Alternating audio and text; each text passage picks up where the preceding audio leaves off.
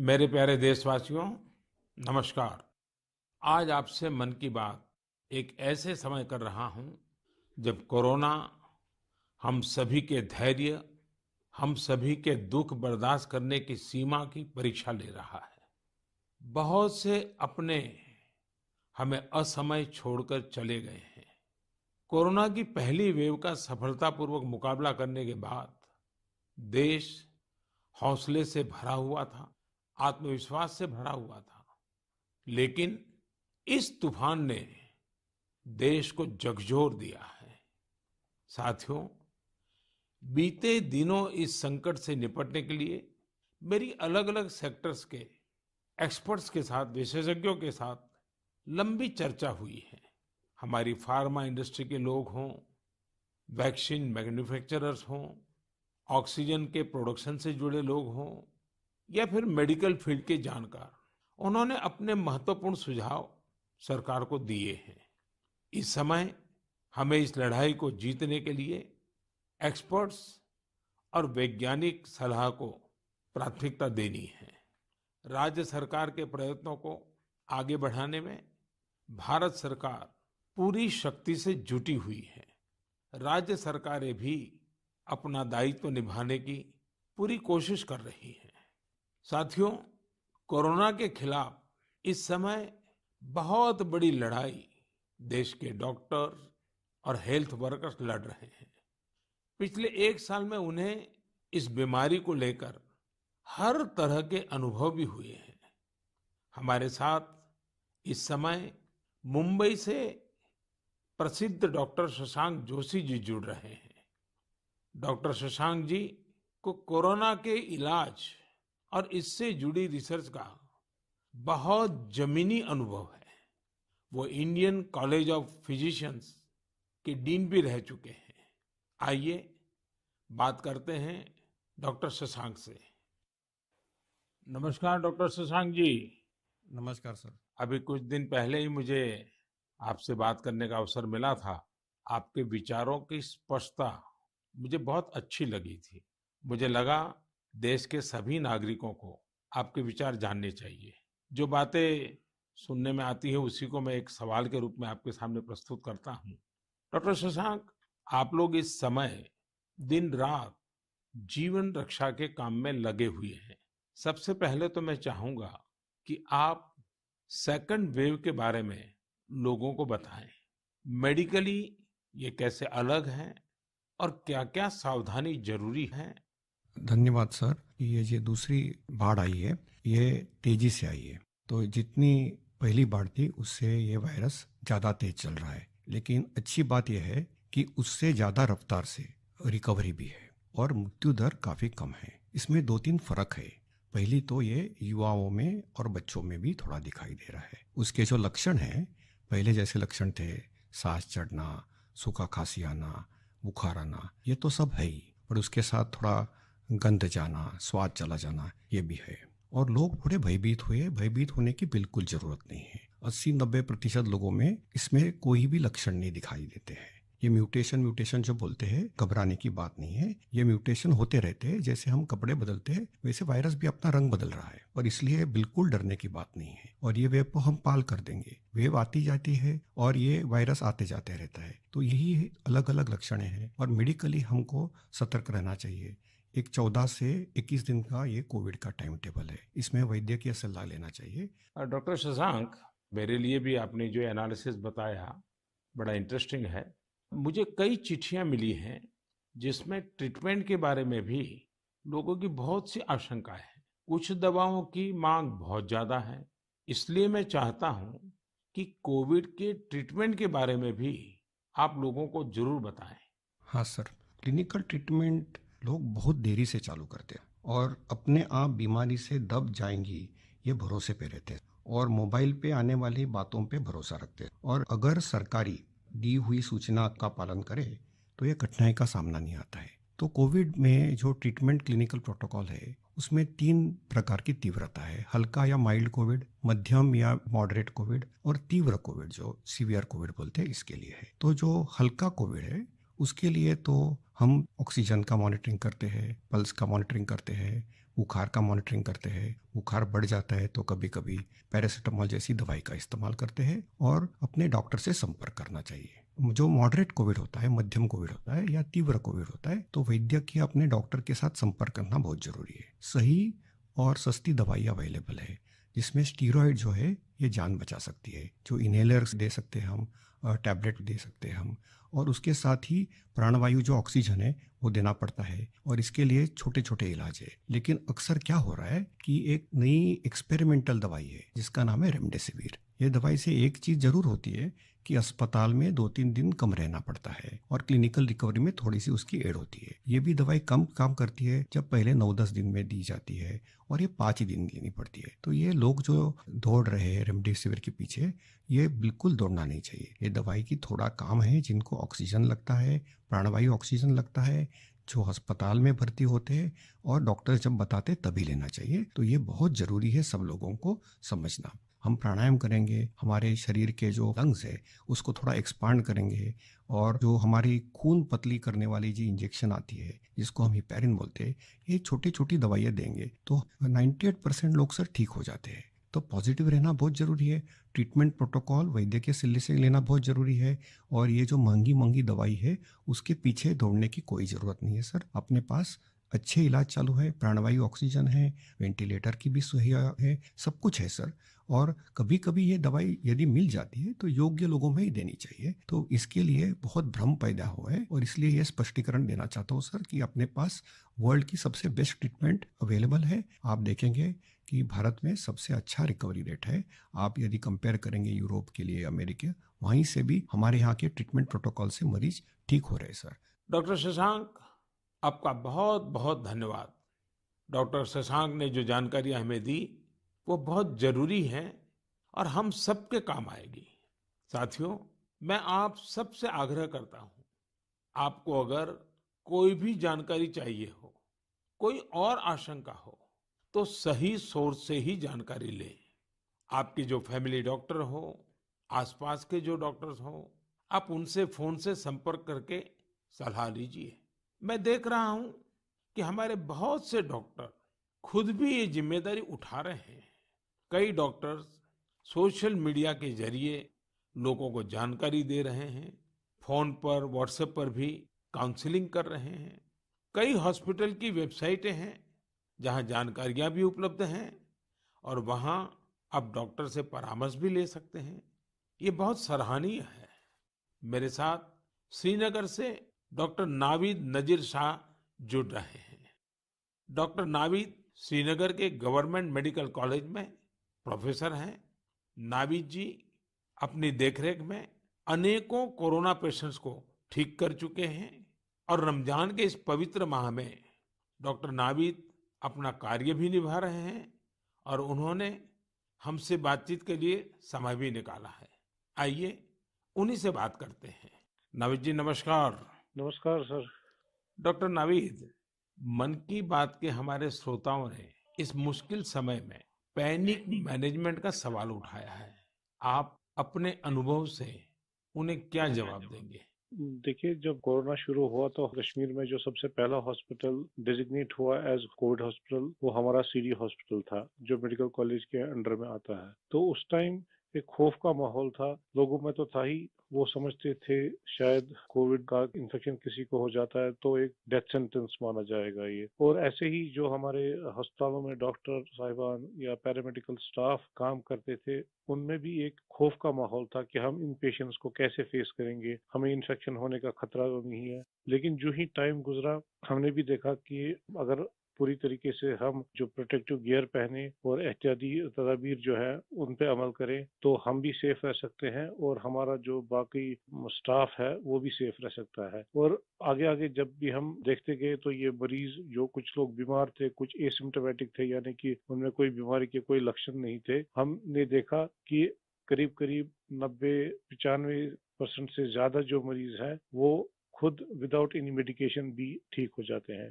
तो वक्त जैसे गुजरता गया तो लोगों में जो कोरोना का एक डर था वो बहुत कम हो गया। आज की बात जो हम ये सेकंड वेव जो इस टाइम हमारी आई है इस कोरोना में, इस टाइम भी हमें पैनिक होने की जरूरत नहीं है। इस मौके पे भी हम अगर जो प्रोटेक्टिव मेजर्स हैं, जो एसओपीज है, अगर उन पे हम अमल करेंगे, जैसे मास्क पहनना, हैंड सैनिटाइजर का यूज करना, इसके अलावा फिजिकल डिस्टेंस मेंटेन करना या सोशल गैदरिंग्स हम अवॉइड करें, तो हम अपना रोजमर्रा का काम भी बखूबी निभा सकते हैं और इस बीमारी से प्रोटेक्शन भी पा सकते हैं। डॉक्टर नावीद, वैक्सीन को लेकर भी लोगों के कई सारे सवाल हैं, जैसे कि वैक्सीन से कितनी सुरक्षा मिलेगी, वैक्सीन के बाद कितना आश्वस्त रह सकते हैं।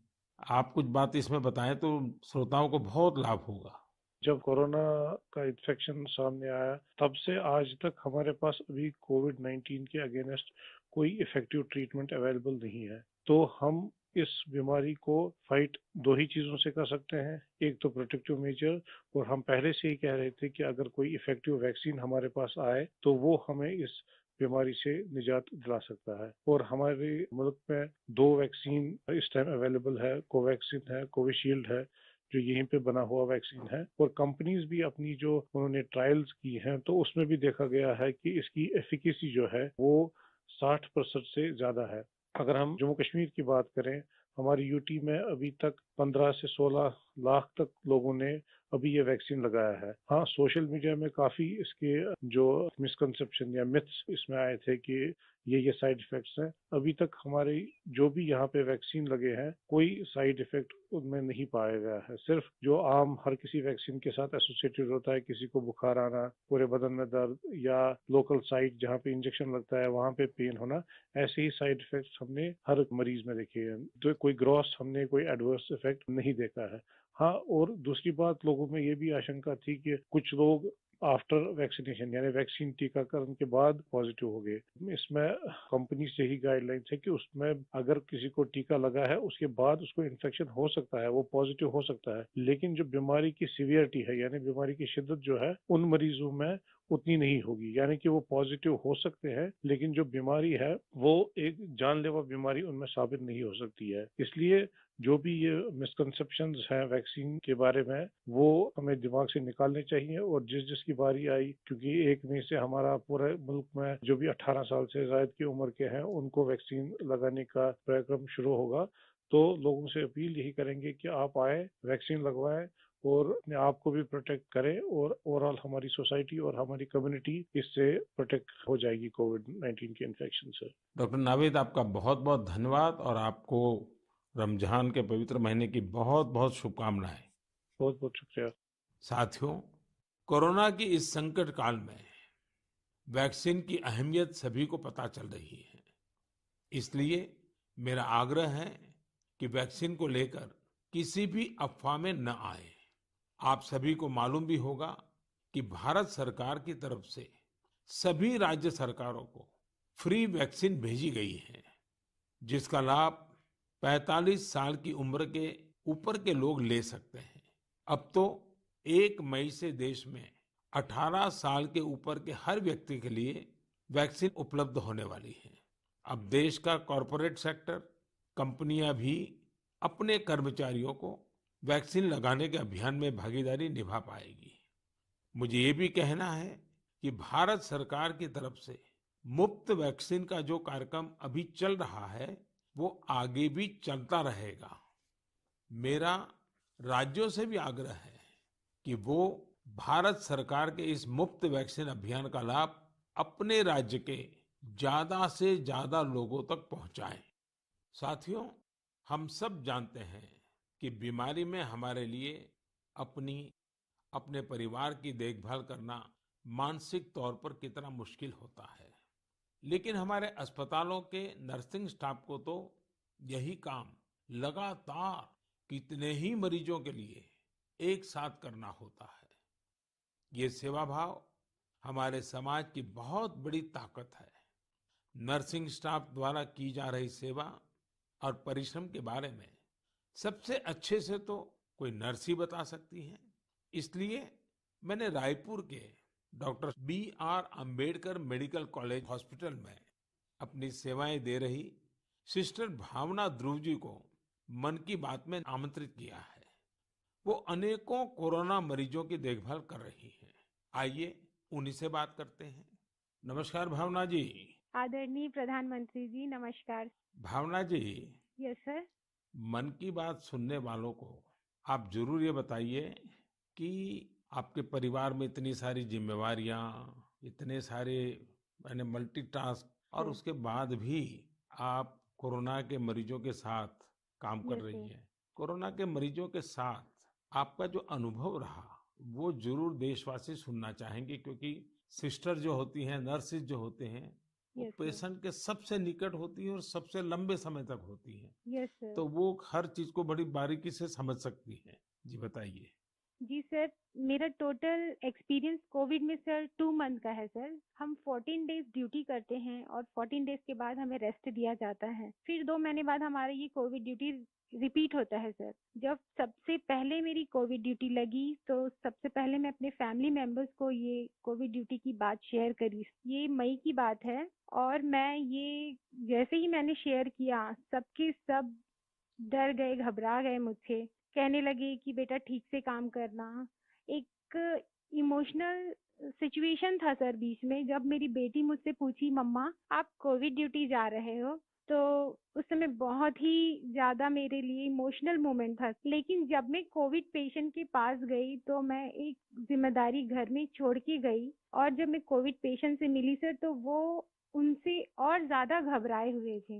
कोविड के नाम से सारे पेशेंट इतना डरे हुए थे सर कि उनको समझ में ही नहीं आ रहा था कि उनके साथ क्या हो रहा है, हम आगे क्या करेंगे।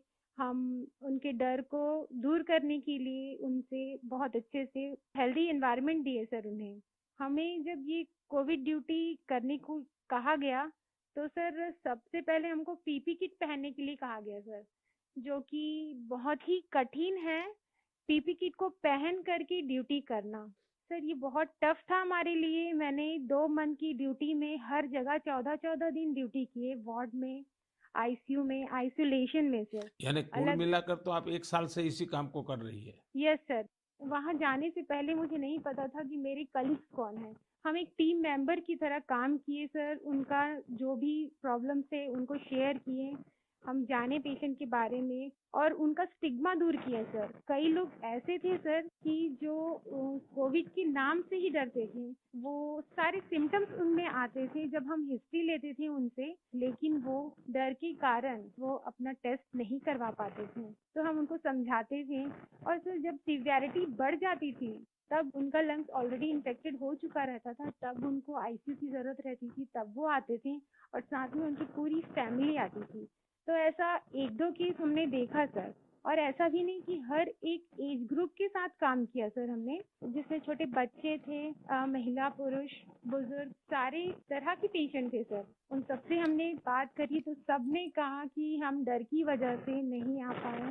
सबका यही हमें आंसर मिला सर। तो हम उनको समझाएं सर कि डर कुछ नहीं होता है, आप हमारा साथ दीजिए, हम आपका साथ देंगे। बस आप जो भी प्रोटोकॉल्स है उसे फॉलो कीजिए। बस हम इतना उनसे कर पाए सर। भावना जी, मुझे बहुत अच्छा लगा आपसे बात कर करके। आपने काफी अच्छी जानकारियां दी हैं, अपने स्वयं के अनुभव से दी हैं। जी तो सर। जरूर देशवासियों को इससे एक पॉजिटिविटी का मैसेज जाएगा। आपका बहुत बहुत धन्यवाद Bhavna ji. Thank you so much sir, thank you so much. जय हिंद सर। जय हिंद। भावना जी और नर्सिंग स्टाफ के आप जैसे हजारों लाखों भाई बहन बखूबी अपना कर्तव्य निभा रहे हैं। ये हम सभी के लिए बहुत बड़ी प्रेरणा है। आप अपने स्वास्थ्य पर भी खूब ध्यान दीजिए, अपने परिवार का भी ध्यान रखिए।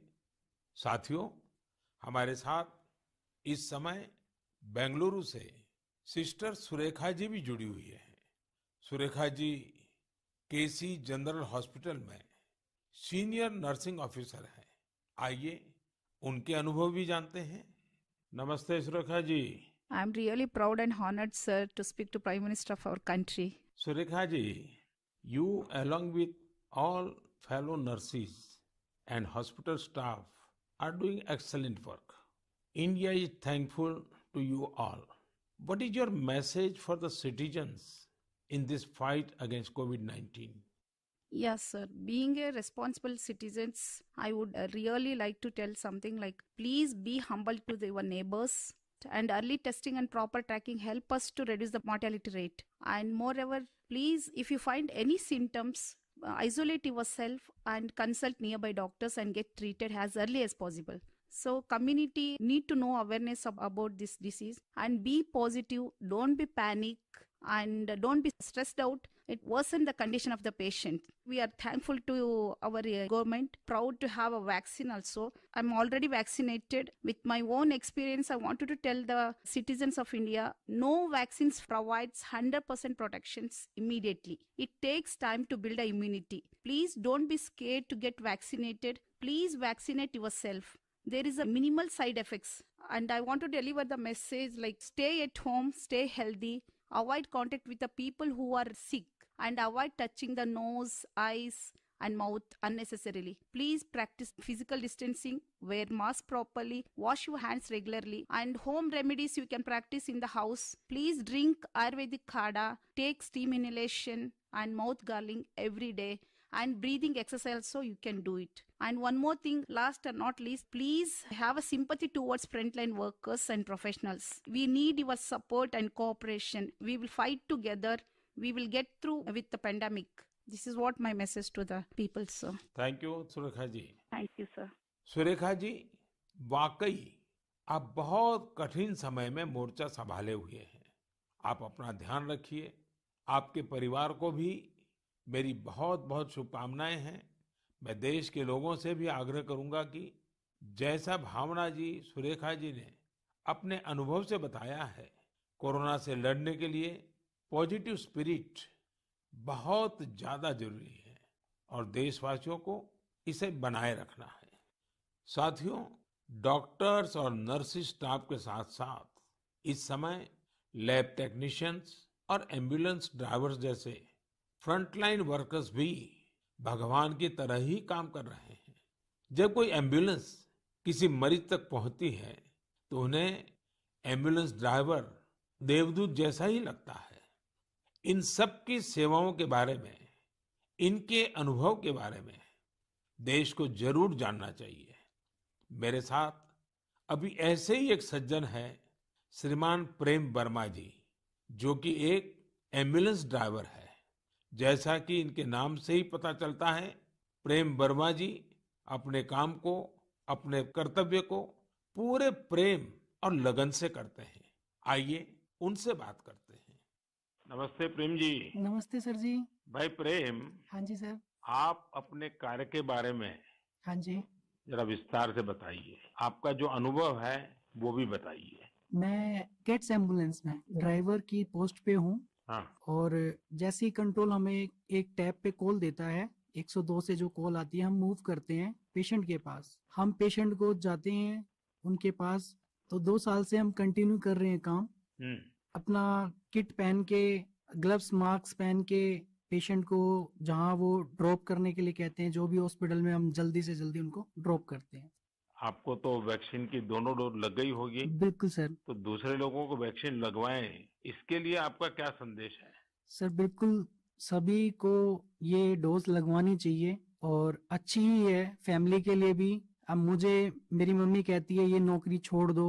मैंने बोला मम्मी अगर मैं भी नौकरी छोड़ के बैठ जाऊंगा तो सब और पेशेंट को कैसे कौन छोड़ने जाएगा, क्योंकि सब इस कोरोना काल में सब भाग रहे हैं, सब नौकरी छोड़ छोड़ के जा रहे हैं। मम्मी भी मुझे बोलती है कि बेटा ये नौकरी छोड़ दे। मैंने बोला नहीं मम्मी, मैं नौकरी नहीं छोड़ूंगा। प्रेम जी, माँ को दुखी मत करना, नहीं माँ सर। को समझाना। हाँ जी। लेकिन ये जो आपने माँ वाली बात बताई ना, हाँ जी। ये बहुत ही छूने वाली है। आपकी माता जी को भी हाँ जी। मेरा प्रणाम कहिएगा। बिल्कुल। हाँ। हाँ जी। और प्रेम जी, मैं आपके माध्यम से हाँ जी। ये एम्बुलेंस चलाने वाले हमारे ड्राइवर भी हाँ जी। कितना बड़ा रिस्क लेकर के काम कर रहे हैं हाँ जी। और हर एक की माँ क्या सोचती है, बिल्कुल सर। ये बात जब श्रोताओं तक पहुंचेगी, हाँ जी। मैं जरूर मानता हूँ कि उनको भी दिल को छू जाएगी। हाँ जी। प्रेम जी, बहुत बहुत धन्यवाद। आप एक प्रकार से प्रेम की गंगा बहा रहे हैं। धन्यवाद सर जी। धन्यवाद भैया। धन्यवाद। साथियों, प्रेम वर्मा जी और इन जैसे हजारों लोग आज अपना जीवन दांव पर लगाकर लोगों की सेवा कर रहे हैं। कोरोना के खिलाफ इस लड़ाई में जितने भी जीवन बच रहे हैं उसमें एम्बुलेंस ड्राइवर्स का भी बहुत बड़ा योगदान है। प्रेम जी, आपको और देश भर में आपके सभी साथियों को मैं बहुत बहुत साधुवाद देता हूं। आप समय पर पहुंचते रहिए, जीवन बचाते रहिए। मेरे प्यारे देशवासियों, ये सही है कि कोरोना से बहुत लोग संक्रमित हो रहे हैं, लेकिन कोरोना से ठीक होने वाले लोगों की संख्या भी उतनी ही ज्यादा है। गुरुग्राम की प्रीति चतुर्वेदी जी ने भी हाल ही में कोरोना को हराया है। प्रीति जी मन की बात में हमारे साथ जुड़ रही हैं। उनके अनुभव हम सबके काफी काम आएंगे। प्रीति जी, नमस्ते। नमस्ते सर, कैसे हैं आप? मैं ठीक हूँ जी। सबसे पहले तो मैं आपकी कोविड-19 से जी सफलतापूर्वक लड़ने के लिए जी। सराहना करूंगा। थैंक यू सो मच मेरी सर। कामना है आपका स्वास्थ्य और तेजी से बेहतर हो। जी शुक्रिया सर। प्रीति जी, हाँ जी सर। ये सिर्फ आपके परिवार में आप ही का नंबर लगा कि परिवार के और सदस्य भी इसमें फंस गए? नहीं नहीं सर, मैं अकेली ही हुई थी। चलिए, आज पॉजिटिव। भगवान की कृपा रही। अच्छा, जी मैं सर। चाहूंगा हाँ जी कि सर। आप अपने इस पीड़ा के अवस्था के कुछ अनुभव अगर साझा करें तो जी सर। शायद जो श्रोता है हाँ उनको भी जी। ऐसे समय कैसे अपने आप को संभालना चाहिए इसका मार्गदर्शन मिलेगा। जी सर, जरूर सर। इनिशियली इस स्टेज में मेरे को बहुत ज्यादा लेथार्जिक, मतलब बहुत सुस्ती सुस्ती आया, और उसके बाद ना मेरे गले में थोड़ी सी खराश होने लगी। तो उसके बाद ना मेरा थोड़ा सा मेरे को लगा कि ये सिम्टम्स है, तो मैंने टेस्ट कराने के टेस्ट कराया। दूसरे दिन रिपोर्ट आते ही जैसे ही मेरे को पॉजिटिव हुआ, मैं अपने आप को क्वारंटीन कर लिया, एक रूम में आइसोलेट करके। अब डॉक्टर्स के साथ कंसल्ट करा मैंने उनसे, उनकी मेडिकेशन स्टार्ट कर तो दी। आपका परिवार बच गए आपके क्विक जी सर। एक्शन के कारण। जी सर, वो बाकी सबका भी बाद में कराया था, बाकी सब नेगेटिव थे, मैं ही पॉजिटिव थे। उससे पहले मैंने अपने आप को आइसोलेट कर लिया था एक रूम के अंदर। अपनी जरूरत का सारा सामान रख के उसको मैं अपने आप अंदर कमरे में बंद हो गई थी। और उसके साथ साथ मैंने फिर डॉक्टर के साथ मेडिकेशन स्टार्ट कर दी। तो मैंने मेडिकेशन के साथ साथ ना मैंने योगा, आयुर्वेदिक, और साथ में मैंने ना काढ़ा भी लेना शुरू कर दिया था अपनी इम्यूनिटी बूस्ट करने के लिए। और सर मैं दिन में, मतलब जब भी अपना भोजन वगैरह लेती थी, उससे मैंने हेल्दी फूड जो कि प्रोटीन रिच डाइट थी वो लिया। मैंने बहुत सारा फ्लूइड लिया, मैंने स्टीम लिया, गार्गल किया और हॉट वाटर लिया। मैंने दिन भर मैं इन सब चीजों को ही अपने उस जीवन में लेती आई डेली। और सर इन दिनों में ना सबसे बड़ी बात मैं बोलना चाहूंगी कि घबराना तो बिल्कुल नहीं है, बहुत मेंटली स्ट्रांग करना, जिसके लिए मेरे को ना योगा ने बहुत ज्यादा, ब्रीदिंग एक्सरसाइज करती थी ना, उससे मुझे अच्छा लगता था उसको करने से मुझे। अच्छा प्रीति जी, जब अब आपका प्रोसेस पूरा हो गया, आप संकट से बाहर निकल आई, हाँ अब आपका जी। टेस्ट भी नेगेटिव आ गया है, हाँ जी तो सर। फिर आप अपने स्वास्थ्य के लिए, जी इसके सर। देखभाल के लिए अभी क्या कर रही है? सर मैंने एक तो योगा बंद नहीं किया है, ठीक है। मैंने काढ़ा अभी भी ले रही हूँ, और अपनी ना इम्यूनिटी बूस्ट रखने के लिए मैं अच्छा हेल्दी फूड खा रही हूँ अभी, जो कि मैं बहुत अपने आप को नेग्लेक्ट कर लेती थी, उस पर बहुत ध्यान दे रही हूँ मैं। धन्यवाद Preeti ji. Thank you so much sir. आपने जो जानकारी दी, मुझे लगता है ये बहुत सारे लोगों के काम आएगी। आप स्वस्थ रहें, आपके परिवार के लोग स्वस्थ रहें, मेरी आपको बहुत बहुत शुभकामनाएं। मेरे प्यारे देशवासियों, जैसे आज हमारे मेडिकल फील्ड के लोग, फ्रंटलाइन वर्कर्स, दिन रात सेवा कार्यों में लगे हैं, वैसे ही समाज के अन्य लोग भी इस समय पीछे नहीं है। देश एक बार फिर एकजुट होकर कोरोना के खिलाफ लड़ाई लड़ रहा है। इन दिनों मैं देख रहा हूं, कोई क्वारंटाइन में रह रहे परिवारों के लिए दवा पहुंचा रहा है, कोई सब्जियां, दूध, फल आदि पहुंचा रहा है, कोई एम्बुलेंस की मुफ्त सेवाएं मरीजों को दे रहा है। देश के अलग अलग कोने में इस चुनौतीपूर्ण समय में भी स्वयंसेवी संगठन आगे आकर दूसरों की मदद के लिए जो भी कर सकते हैं वो करने का प्रयास कर रहे हैं। इस बार गांवों में भी नई जागरूकता देखी जा रही है। कोविड नियमों का सख्ती से पालन करते हुए लोग अपने गांव की कोरोना से रक्षा कर रहे हैं। जो लोग बाहर से आ रहे हैं उनके लिए सही व्यवस्थाएं भी बनाई जा रही हैं। शहरों में भी कई नौजवान सामने आए हैं जो अपने क्षेत्र में कोरोना के केस न बढ़े, इसके लिए स्थानीय निवासियों के साथ मिलकर प्रयास कर रहे हैं। यानी एक तरफ देश दिन रात अस्पतालों, वेंटिलेटर्स और दवाइयों के लिए काम कर रहा है, तो दूसरी ओर देशवासी भी जी जान से कोरोना की चुनौती का मुकाबला कर रहे हैं। ये भावना हमें कितनी ताकत देती है, कितना विश्वास देती है। ये जो भी प्रयास हो रहे हैं, समाज की बहुत बड़ी सेवा है। ये समाज की शक्ति बढ़ाते हैं। मेरे प्यारे देशवासियों, आज मन की बात की पूरी चर्चा को हमने कोरोना महामारी पर ही रखा, क्योंकि आज हमारी सबसे बड़ी प्राथमिकता है इस बीमारी को हराना। आज भगवान महावीर जयंती भी है। इस अवसर पर मैं सभी देशवासियों को शुभकामनाएं देता हूँ। भगवान महावीर के संदेश हमें तप और आत्म संयम की प्रेरणा देते हैं। अभी रमजान का पवित्र महीना भी चल रहा है। आगे बुद्ध पूर्णिमा भी है। गुरु तेग बहादुर जी का 400वां प्रकाश पर्व भी है। एक महत्वपूर्ण दिन पोचिशे बोईशाख टैगोर जयंती का है। ये सभी हमें प्रेरणा देते हैं अपने कर्तव्य को निभाने की। एक नागरिक के तौर पर हम अपने जीवन में जितनी कुशलता से अपने कर्तव्यों को निभाएंगे, संकट से मुक्त होकर भविष्य के रास्ते पर उतनी ही तेजी से आगे बढ़ेंगे। इसी कामना के साथ मैं आप सभी से एक बार फिर आग्रह करता हूं कि वैक्सीन हम सबको लगवाना है और पूरी सावधानी भी रखनी है। दवाई भी, कड़ाई भी, इस मंत्र को कभी भी नहीं भूलना है। हम जल्द ही साथ मिलकर इस आपदा से बाहर आएंगे। इसी विश्वास के साथ आप सभी का बहुत बहुत धन्यवाद। नमस्कार।